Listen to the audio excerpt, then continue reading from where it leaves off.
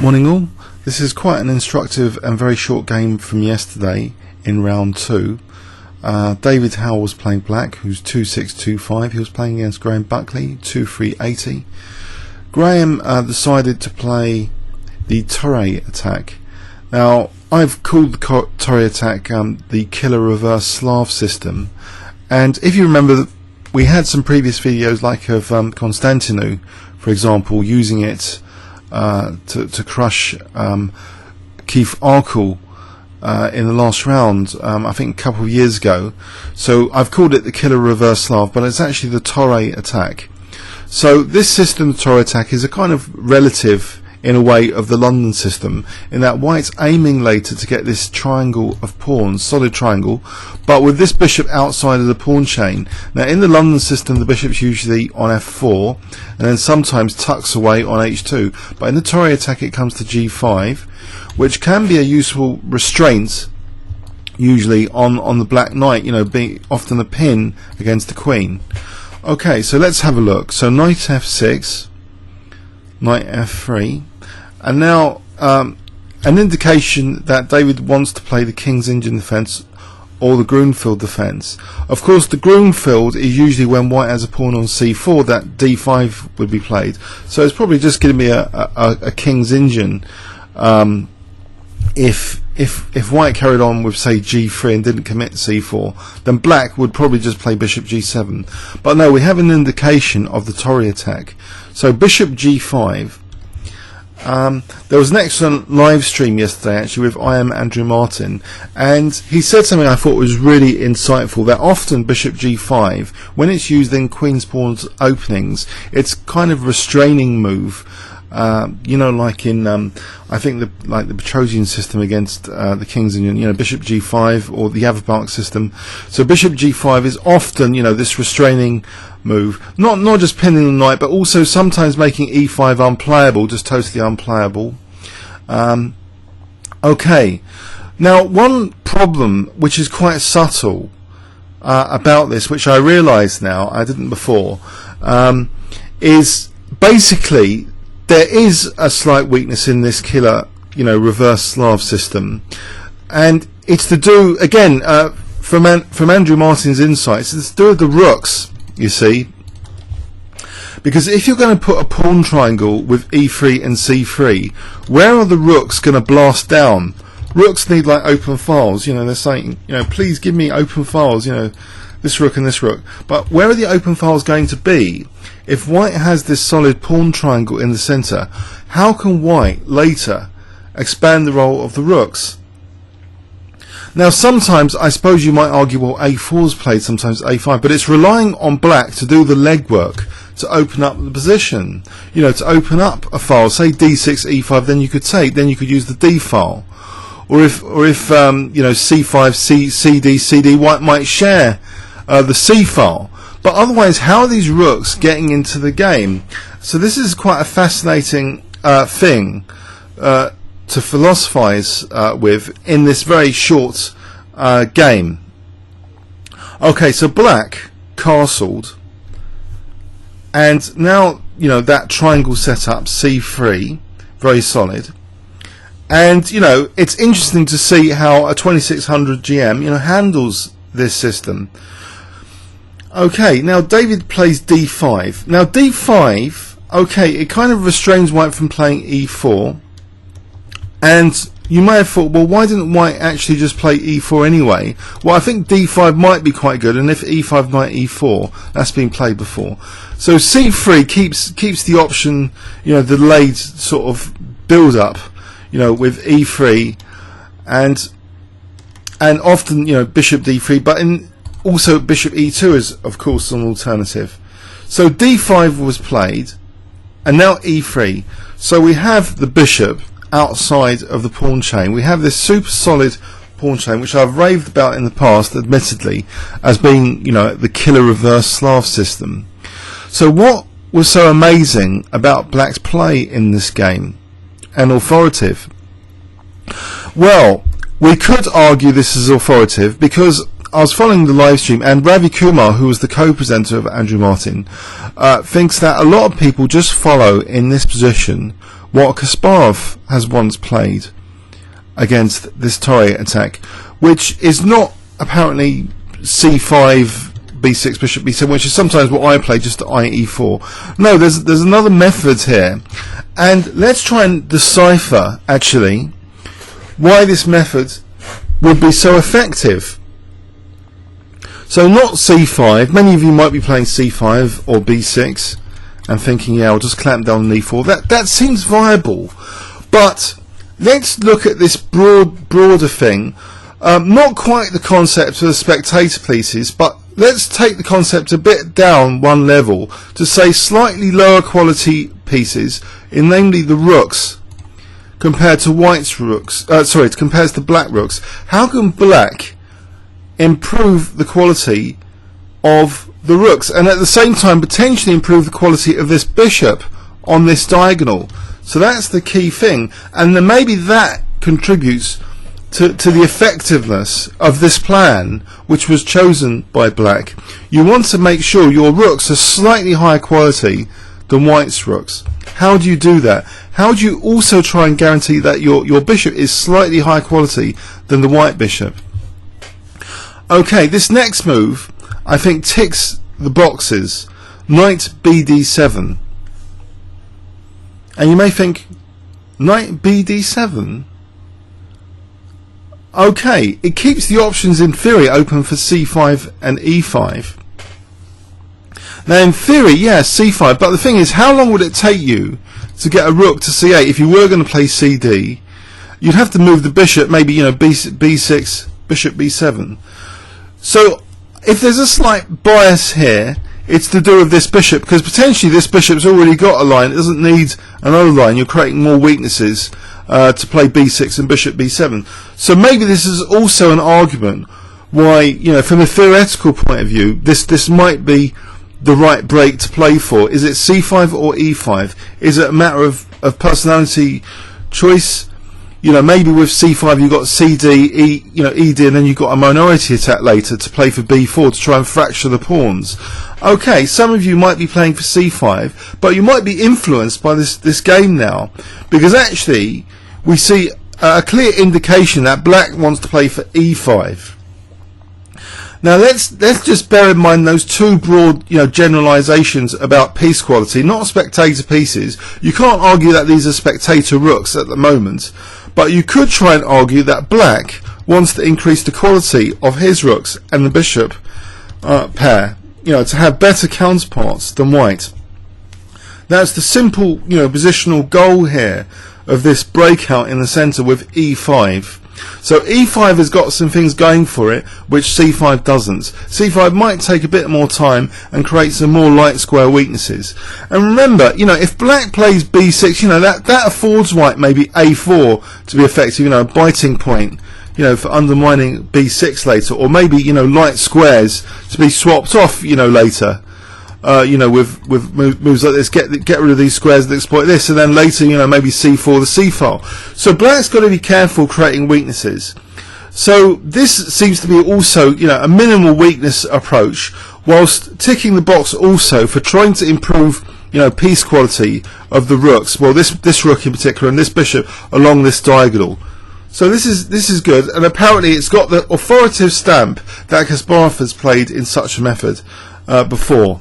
So just playing for E5, Knight D7, Rook E8, and E5.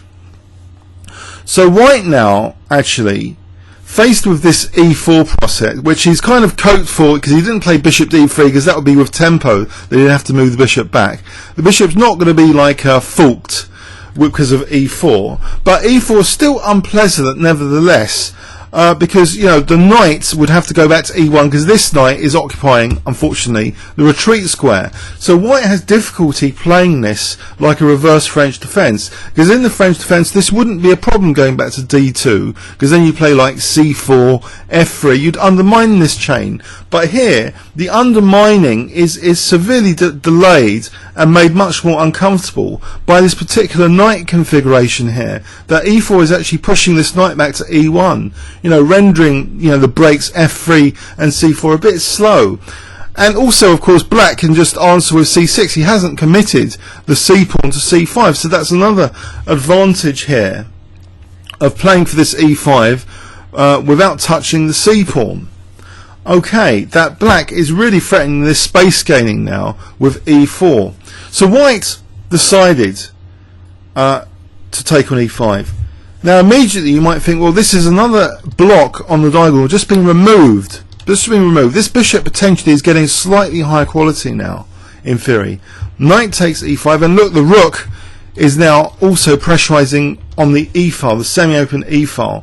Now, has white got any semi-open file for any rook here? No. These rooks do not have semi-open files. So it's black that's really slightly improved this bishop and slightly improved this rook compared to the white counterparts. So white now takes on e5. Okay, maybe simplification is sometimes good, but here, you know, the black rook sympathy captures. Okay, knight f3, and it looks as though, you know, white, when doing this, it's sort of untangling the pieces to try and play c4, maybe to try and maybe give, you know, black an isolated queen's pawn. So indeed that was the case here. That here it's tempting to try, you know, and get a semi-open file pressure. So c4 would at least mean like rook c1, and maybe there's some coordination later on c7 or the dark squares, or a bit of pressure, or alternatively to give black, you know, the dreaded isolated queen's pawn. But black's not too worried by c4. After c4, black played c6. Now if d takes c, then, you know, f7 might be under pressure immediately. That might be slightly uncomfortable. So c6 seems, you know, a solid option. Okay, now if cd, maybe queen takes d5 to avoid the isolated queen's pawn, because cd might be giving, you know, white some trump cards here, you know, to play with. You know, the semi-open c file, and also this isolated pawn could be blocked with the d4 square, you know, with a knight later, etc. But white actually played here queen a4. Let's just do an engine check of this position actually, because I'm curious now, you know, what technically would be the best move. CD is in the list as one of the strongest moves at queen d. Queen c2, rook b1, rook c1. So queen c2 is now the favourite, but black actually technically stands slightly better here. Okay, so this queen a4 was played, and now black plays d takes c4,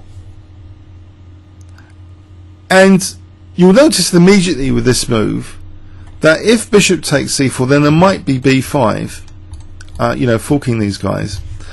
White actually played rook ad1, attacking the queen, and black now attacks the b2 pawn, and also notably blocks this b pawn, so there's no b5.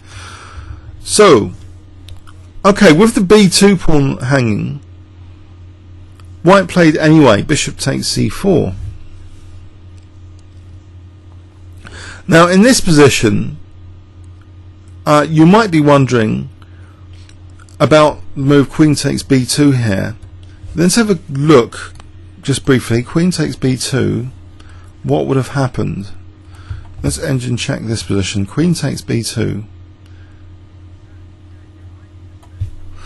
Apparently this position might actually be okay for black. So rook b1, and there's at least a couple of moves, b5 or queen c3, b5 being slightly stronger, and that's still playable, believe it or not, for black, this position, with a slight advantage in theory. But maybe white was hoping for queen c3 to further harass the queen. And now if b5 here, white's probably going to end up with a slight positional advantage. It looks like a lot of pressure. Okay, these rooks are now blasting down these files. But even so, it might actually still be okay for black, giving them slightly better for black, even this position. So this is a difficult position already. But in this position actually, instead of queen takes b2, the move knight e4 was played, which emphasises or celebrates the fact this bishop's now got a really long diagonal. That pawn triangle has been blown to bits. Rather, c3 and d4 has been removed from it. So we've got a slightly higher quality rook. Well, it was now, but there is a rook arguably blasting down. So, okay, although white's balanced the power of the rooks, it's this bishop which is looking slightly better than this bishop. So the battle of slightly better pieces looks to be starting to be won by black. But white played a kind of disaster move here, knowing that this bishop's been slightly improved in quality. It's probably a bad idea now that you've had pawns removed from c3 and d4 to try and create even more weaknesses on that diagonal. And this next move seems very strange indeed from Graham. And okay, maybe he was like a frightened rabbit in the headlights playing against a 2600 GM. He's 2380, but he's a very solid, brilliant positional player in his own right. But unfortunately, this probably wasn't the best, positional move of his chess career to play b4 here. Now b4 has some tactical, implications behind it. That although c3 is seemingly weak, or maybe there's a b5, kind of accelerated minority attack. The thing is, this diagonal is now more important for black, more effective, and this c3 square is tempting just for knight c3 immediately. But knight c3 immediately, which in principle looks as though it's forking two pieces, might be answered here by queen b3, attacking f7 with a battery, which maybe, I don't know if Graham was hoping for that. But let's just check that is indeed, or is it something else? That is indeed probably the best move here, and still, though, black need to play.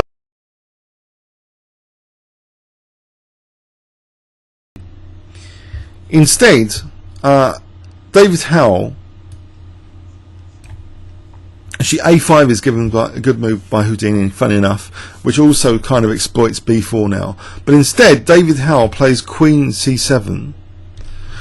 And, okay, queen c7. Which, I don't know, maybe this is a suboptimal move. I mean, let's be brutally objective about this in this position. Let's just go back to Houdini's a5. a5 is given as the strongest move. So say a5, queen b3, bishop e6 takes. Now, not rook takes, but f takes. Why does an engine like this position with a rook potentially coming to the 7th rank? Because of the b4 pawn winning material, munch munch. That's why. And then the rook can be evicted, but it gets a bit murky, with an exchange sack, and we can go on. Gets a bit murky. Okay, so this move's got something to it. It doesn't invite this rook down. Maybe the key point of David Howell's move is not to allow the dynamism like that in this position, knowing that now in this position queen b3 might be provoking this bishop to be exchanged off, which might weaken d7. So if that's the case, d7 is going to be slightly weaker. Maybe that's the profound logic of this move that was played here, not to play a5, but actually to play queen c7. So there's an argument that queen c7 is kind of prophylaxis against f7 being slightly vulnerable. So queen b3, you could answer with bishop e6. But still, white's problems wouldn't have been too bad if it wasn't, for his next move, which is a total howler, total and utter howler. So white's, sort of got back in the battle with the rooks, and even has a potentially exploitable weakness. And okay, you could argue this bishop's stronger than that, but that bishop hasn't really got targets now that the pawns have been cleared away. And this bishop, there's an argument, couldn't it just roll back zigzag back on this diagonal, and then sort of exert pressure on the dark squares. So it's not totally clear cut, but this next move does make things take a very sharp turn of events. Rook c1. So I wonder if you can spot, if I give you 10 seconds, the move that David Howell played here. So 10 seconds, or you may want to stop the video starting from now.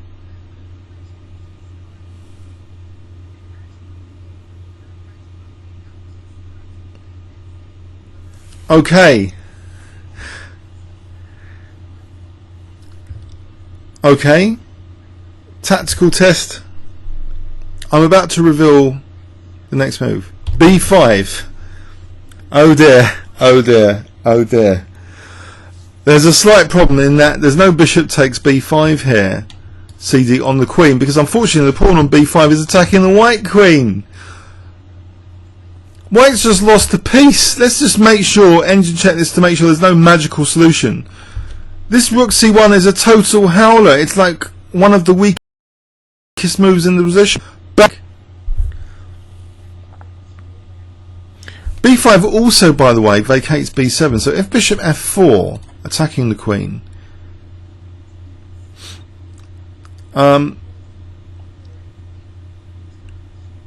in this position, if it wasn't for queen b7, would there still be a problem? Say queen b6, there's still a problem because this doesn't work for white. This bishop f7.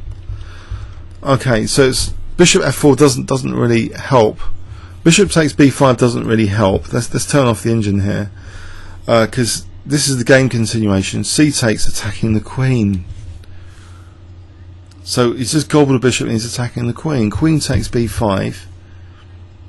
Okay, attacking the rook, and the queen's attacked. So where can the queen go to protect the rook? This is the last tactical challenge set, and it's an easy solution. If I can give you 10 seconds, so you've got your rook attacked and your queen attacked, what do you do? 10 seconds starting from now. Okay, you just play queen d7, just shielding the rook and attacking the queen. And here, white's just a piece down for not much. Now, if it was a bullet game, maybe carry on, or a 5-minute. But as it's a long game against David Howell, one of the UK's strongest GMs, Graham just resigned here. Okay, maybe I've over-exaggerated, the positional strength of Black's plan, but you'll be attracted by this game emotionally, maybe, and it's going to be stuck in your memory because it's such a short conclusion to the game that maybe if you're playing the Torre Attack, you might be attracted now by this plan. I think I certainly am, and I'm hoping I can reel this out against Paul Georgiou in the future, because he tortures me with this in blitz chess. Recently there was this 3-minute match we had in Bonnet. He won 10-6, and he's playing the Trompowsky, and I usually get crushed. And this is such a simple method, basically, that was demonstrated here. So you just play for d5 first, and then you just simply play for e5. So knight d7, rook e8, and then e5. Seems simple and effective, but of course the turn of events didn't have to be so disastrous for white. Okay, so d takes. Bishop was slightly extended in scope. Although this bishop might not be that useful in restraint now, it can often roll back to g3 anyway. But here, white's rooks are improving in quality slightly at the expense of slightly weakening this diagonal. But on the other hand, if the bishop's shooting at thin air, maybe that isn't such a big deal. It's just really the disastrous turn of events for white here. That b5, which was lurking, by the way, is suppressed momentarily by queen b6, blocking that b pawn, which might have been the cause of the tactical vision error from white later, that now that the b pawn's blocked, it wasn't such a major threat. And looking at this position for a while, so knight e4, and again b5 is a totally impossible move, but now b5 is a plausible candidate move now after queen c7. It's been generated by queen c7. It's unblocked the b pawn, and white should be thinking b5 is a serious threat here. But unfortunately, also he's got to parry knight c3. So there's two things to parry, but there's various things that can be done here. Queen b3 looks okay. Surely queen b3, and white can't be too badly worse off, or is he? Say queen b3. Well, apparently b5 is strong even here. Because of knight takes. Queen e7 attacking the knight. So say the knight moves. a5 again. This is a5 again. This a5. This would be horrendous for white. Starting to be horrendous positioning, because actually, white's queenside pawns are not looking too good. The bishops are actually complementing each other. The light and dark square bishops in this variation to be quite menacing. And maybe that's something which really was off-putting white in the background of this game. That the opening hasn't really achieved anything. So this knight e4 is also quite clever, not just for knight c3s, but for knight g5s. If white can be robbed completely of the dark square bishop, and these bishops can take over these two diagonals quite shortly, then maybe that's a source of major depression for white here. That he's faced not just with a tactical idea as a threat, knight c3, but knight g5 as a positional idea to get these raking bishops complementing each other so effectively in this position. So anyway, maybe that's the cause of the tactical disaster that occurred. So rook c1, just losing a piece. So, okay, hope you enjoyed that. Comments or questions on YouTube. Thanks very much.